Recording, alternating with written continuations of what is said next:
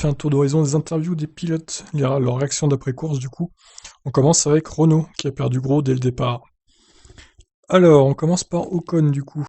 Il a déclaré que c'était une course difficile, c'était une journée à oublier. Note Ocon, j'étais 3ème ou 4ème sur quelques mètres, malheureusement Lewis touche Daniel, et Daniel me touche.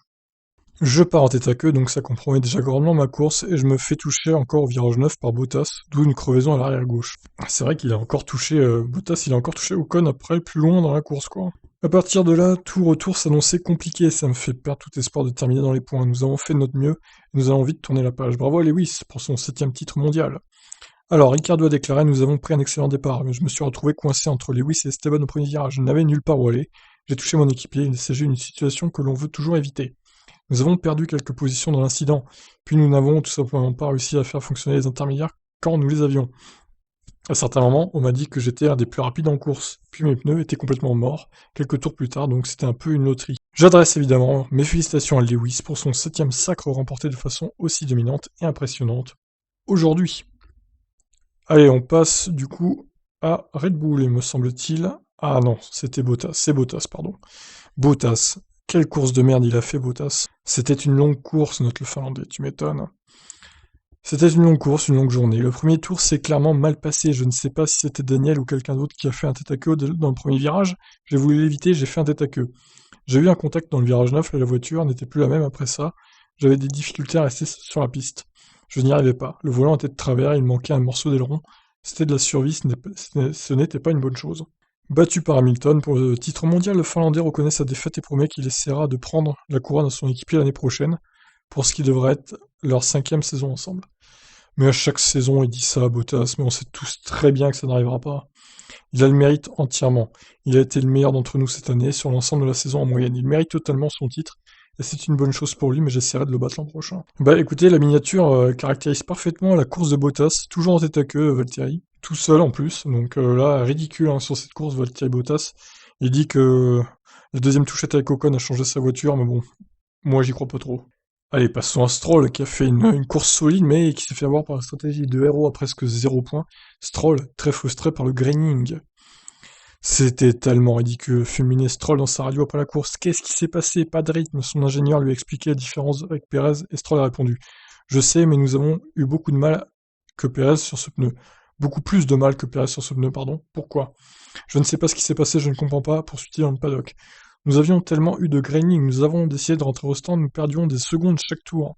Je ne sais pas d'où vient ce graining, ça s'est juste produit instantanément. Stroll avait compté jusqu'à 10 secondes d'avance sur son coéquipier. Nous avons commencé la course avec les maxi pluies, j'ai mis les inters et j'étais assez loin devant. Il y a eu de nouveau du graining, puis ce fut massif et plus aucun rythme. Nous devons nous pencher là-dessus, c'était assez terrible aujourd'hui. Stroll a terminé la course à 1 minute 12 du vainqueur, Lewis Hamilton, et à plus de 40 secondes de Perez qui a terminé 3ème. Bon, il a fait un arrêt de plus aussi, il faut quand même le noter. C'est frustrant quand vous êtes en tête avec 10 secondes et que tout à coup vous terminez 9ème. Je ne comprends pas comment cela s'est produit. Je veux dire que oui, c'est du graining, mais nous devons juste chercher pourquoi cela m'a frappé plus que d'autres voitures, je ne sais pas pourquoi. Bon, en résumé, Stroll il sait pas du tout, il sait rien. Voilà. Non mais c'est vrai qu'il y a de quoi être dégoûté, le mec a mené plus de la moitié de la course et il se fait avoir à cause des pneus, quoi. C'est un peu con pour lui, il avait fait du bon travail, mais bon, c'était pas son jour, Stroll, il y en aura peut-être d'autres, hein. Faut pas qu'il se décourage. Il a déjà fait une pole, c'était bien déjà. Alors, Red Bull maintenant, une course difficile pour Verstappen et Albon, candidat à la victoire. Ah bah ouais. Chez Red Bull, ils ont manqué le coche aussi, hein. C'était évident qu'il allait gagner, mais c'est incroyable, admet Verstappen au sujet du 7ème titre d'Hamilton. Il pilote toujours très bien, encore aujourd'hui, donc oui, je pense qu'il est maintenant le plus grand pilote de l'histoire de la Formule 1, au moins en termes de statistiques. C'est un grand résultat aussi pour leur équipe, car ils ont dominé et ils le méritent. Verstappen ne gardera pas un souvenir impérissable d'un week-end turc lors duquel il était le plus impressionnant. Aujourd'hui, c'était une course très difficile pour être honnête. Le départ n'était pas terrible, j'ai reculé en 4ème position. Oh ouais, c'est vrai, le départ catastrophique de Verstappen aussi, j'ai oublié de le noter tout à l'heure, mais oui, incroyable, départ de merde. J'ai reculé en 4ème position à cause du manque d'adhérence du côté sale de la grille. Je suis remonté à la 3ème place et j'ai essayé de suivre Checo. Mais dans un virage, j'ai été pris dans l'eau qu'il rejetait. Cela m'a fait passer sur la partie verte derrière le vibreur, et j'ai fait un gros tête à queue. J'ai essayé d'éviter le mur, mais j'ai fait un plat sur mes pneus, et j'ai dû faire un arrêt au stand. Avec des pneus neufs, j'ai pu vite remonter, mais je ne pouvais pas passer. Il peut s'en prendre qu'à lui-même, encore une fois, hein. Il n'y a qu'une seule trajectoire, ici elle est très glissante, donc il faut garder le même pilote. Il faut garder la même, pardon, que le pilote qui vous précède, ce qui est très frustrant. Le fait que la piste ne s'assèche pas assez nous a empêché de passer au pneu slick. Les intermédiaires se détruisaient rapidement. Ouais, je dirais que sur la fin, quand même, certains auraient pu tenter de passer en slick dans les derniers tours. Bottas, par exemple, il avait plus rien à perdre, il aurait pu tenter, quoi. Mais bon, ils ont pas tenté, c'est dommage. Ça aurait fait du spectacle en plus, je pense. Alors Albon, j'ai des sentiments mitigés car tout semblait se dérouler comme prévu. Il semblait que nous étions en lice pour la victoire, mais c'était une course étrange et finir 7ème est perturbant, admet le pilote Red Bull. Nous avons été très compétitifs tout le week-end et aujourd'hui c'est difficile à accepter. Les deux Red Bull étaient du côté sale de la grille et en ont pâti au départ. Nous avons tous les deux pris un mauvais départ, mais nous avons réussi à remonter dans le peloton, et lorsque nous avons passé les intermédiaires, nous avions une adhérence incroyable. Nous étions très rapides. J'ai fait une pirouette, mais ça allait bien. J'ai fait une pirouette, cette expression. Le rythme était vraiment bon, mais nous avons ensuite chaussé un autre train d'intermédiaire. De là, nous n'avions aucune adhérence ni rythme, et on s'est demandé ce qui se passait. C'était difficile à comprendre, mais nous allons analyser cela et chercher à comprendre car ces conditions étaient inhabituelles. Ce week-end s'est très bien passé. Je suis content des progrès que nous avons faits, et certaines choses de mon côté ont été positives. J'ai hâte de la Bahreïn et de rebondir. Ouais, bon, Albon, c'est pareil, lui, il aurait pu éviter de faire un tête à queue tout seul. Alors certes, c'était des conditions très piégeuses, Verstappen aussi est allé à la faute.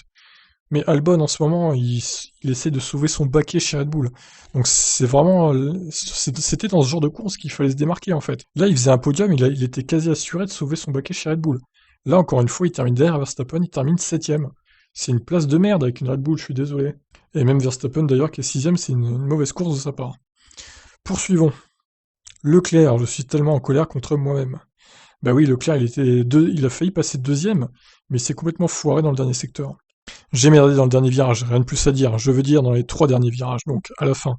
Seul le résultat final compte. J'ai été bon pendant une partie de la course, mais j'ai fait de la merde quand ça compte. C'est juste ça, 4ème donc. Je suis tellement en colère contre moi-même, je suis tellement déçu. Ouais, bah y a de quoi, hein. J'étais très content de notre situation à 10 tours de la fin. Nous nous battions jusqu'à la fin. D'une part, je ne peux pas me permettre de faire une erreur en me battant pour une position et la deuxième place. Et aujourd'hui, je ne suis pas sur le podium à cause de ces erreurs dans les derniers virages. Je suis déçu, que je ne veux pas en dire plus maintenant. Le départ était chaud, mais la course a été incroyable pour nous. Mes félicitations à Seb, ce fut une saison très difficile pour lui et je suis heureux qu'il puisse montrer sur la piste ce qu'il peut faire. Ouais, ce podium va lui faire du bien à Vettel, je pense. Ça va leur donner le sourire pour les 3 prochaines courses et ça va leur donner le moral aussi. Félicitations à Lewis, c'était plus une question de quand et pas de si. Il a eu une saison incroyable et ce week-end surtout, il s'est énormément battu sur cette piste ultra délicate, comme tout le monde. Puis, quand on vient à la course, il était là, alors que personne ne s'attendait à ce qu'il soit dans le coup. C'est donc pleinement mérité. C'est vrai, j'avoue qu'Hamilton, il a fait fort hein, aujourd'hui parce qu'il n'était pas dans le rythme du week-end. Au final, il a su tirer la quintessence de ses pneus de sa voiture au bon moment, encore une fois.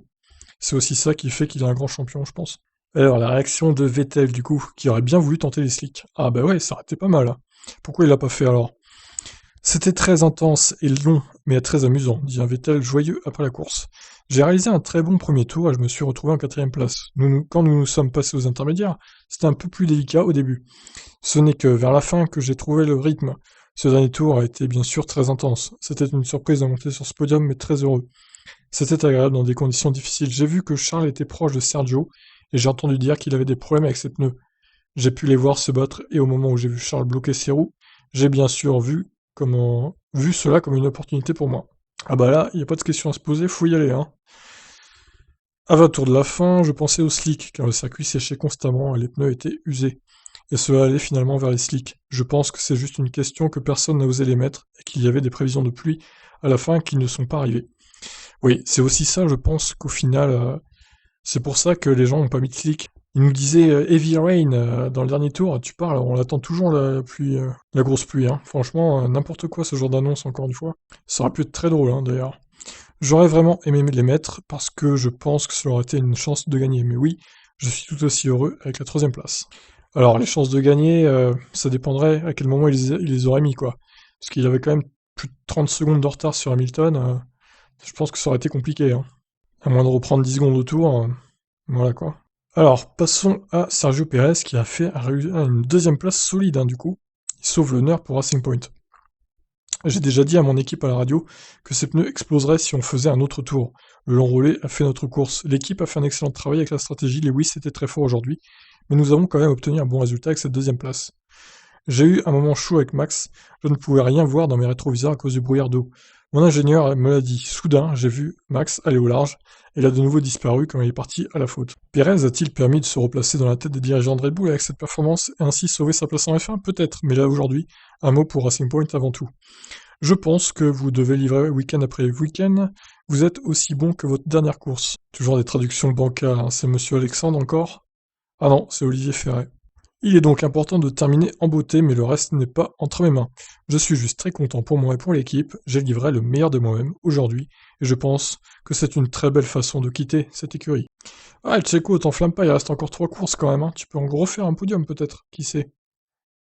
Alors, on va passer à l'ami Lewis Hamilton, septuple champion du monde fraîchement acquis ce 7e titre en Turquie. Je ne trouve pas mes mots, bien sûr, je veux commencer par remercier toute mon équipe ici sur la piste et à l'usine, ainsi que tous nos partenaires, a déclaré Hamilton. Je n'aurais pas eu toutes ces opportunités si je n'avais pas rejoint cette équipe. Mon respect pour eux est juste immense. Je veux aussi dire merci à tous les gens qui me suivent, mes fans du team LH et à ma famille également. J'ai rêvé de ça quand j'étais jeune, je regardais les Grands Prix et c'était bien au-delà de tous mes rêves. J'espère juste qu'il y a des enfants qui nous regardent, qui rêvent de ça et surtout qu'ils ne laissent personne leur dire que c'est impossible. Vous devez vous exprimer pour ne jamais rien lâcher et ne jamais douter de vous.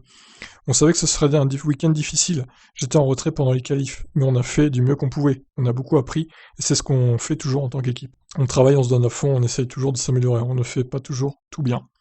Pendant la course, il y a eu ce moment où j'avais des difficultés face à Vettel avec mes pneus. Et je me suis dit que ça allait être une course très compliquée pour moi.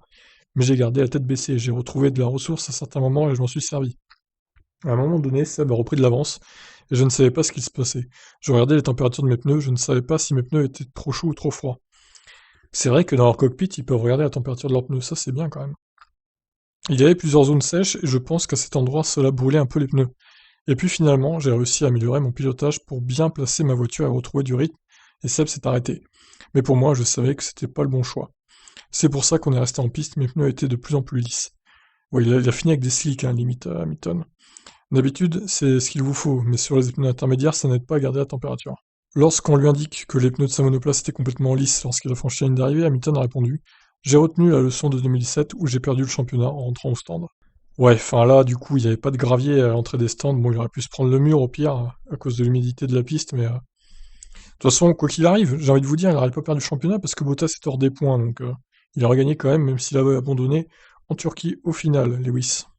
Allez, on termine avec un autre article de lui sur Next Gen Auto. Je dis souvent que tout cela est au-delà de mes rêves, mais je pense que j'ai rêvé toute ma vie d'être aussi haut, que ça semblait tellement loin à atteindre. Je me souviens d'avoir regardé Michael gagner les titres, et en avoir un ou deux, ou même trois, c'est déjà difficile. 7 titres, c'est inimaginable. Quelle journée! Il faut que je réalise cela. Et d'affirmer qu'il se sent encore très motivé malgré une année compliquée par le Covid-19. Je sens que ça ne fait que commencer, je me sens très en forme physiquement. Cette année a été faite de défis que je ne savais pas comment relever, mais avec l'aide des gens autour de moi, j'ai réussi à garder la tête hors de l'eau et à rester concentré. J'espère vraiment une meilleure année l'an prochain. J'aimerais rester, je sens que nous avons encore du travail, nous commençons seulement notre travail pour prendre nos responsabilités. D'accord, ça veut dire tout et rien dire, ce genre de phrase. Je veux aider la Formule 1, je veux aider Mercedes dans cette aventure de la durabilité en tant que sport. Nous devons être durables. Plus durable. Je veux essayer de voir si je peux en faire partie, au moins la phase initiale de tout ça pendant un peu plus longtemps. Je veux aussi pousser à nous responsabiliser en tant que sport, à réaliser que nous devons faire face et de ne pas ignorer les problèmes de droits humains qui se posent dans les pays où nous allons. Ah, petit tacle à l'Arabie Saoudite du coup. Comment pouvons-nous nous engager avec ces pays et les aider et leur donner les moyens d'en faire plus pour vraiment changer, non pas dans 10 ans, ni dans 20 ans, mais maintenant. Je veux aider la F1, je veux aider Mercedes sur ces sujets. Bon, bah, ça veut un petit peu dire qu'il va rester en 2021 au moins, l'ami Hamilton. Je le vois mal quitter la F1 après son titre, hein, quand même. Il va aller essayer de chercher le 8e titre, c'est quasi sûr. L'inverse serait vraiment étonnant. Vu en plus comment il a gagné le titre 2020 avec facilité, honnêtement, j'irais jusqu'à dire que c'était son titre le plus facile, hein. 2020, honnêtement, déjà il y avait moins de courses. Bottas était vraiment en dessous de tout cette année, surtout à ce Grand Prix de Turquie, hein. Franchement, il gagne le titre 3 courses avant la fin alors qu'il n'y avait que 17 courses au calendrier. Franchement, bravo, hein. Donc pour moi, 2020, c'est son titre le plus facile, hein. J'en vois pas d'autres, honnêtement. C'est vrai que 2019 était assez facile aussi, mais il y avait plus de courses, donc c'était sur la saison, c'était plus long, quoi, en termes mental. Sur ce, voilà, on a fait le tour, hein, des déclarations des principaux pilotes, du moins il manque AlphaTauri et McLaren et As notamment, et Williams, mais bon, c'est pas, on les a pas vus de la course, honnêtement, ça n'a pas grand intérêt, quoi. Je vous laisse aller voir vous-même au pire. Voilà, bah écoutez, moi j'arrête là pour aujourd'hui, pour ce Grand Prix. C'était un bon Grand Prix en tout cas, un bon Grand Prix de Turquie. J'espère que ce circuit reviendra au calendrier parce que et que c'était pas un one shot. Parce que franchement, on a une belle course. Même s'il y avait fait sec, honnêtement, ça aurait été pas mal. Ça glissait pas mal, même sur le sec. Donc super Grand Prix, l'un des meilleurs de 2020. Sur ce, je vous laisse réagir et je vous dis à demain lundi pour de nouvelles actus. Allez, ciao et bonne fin de week-end.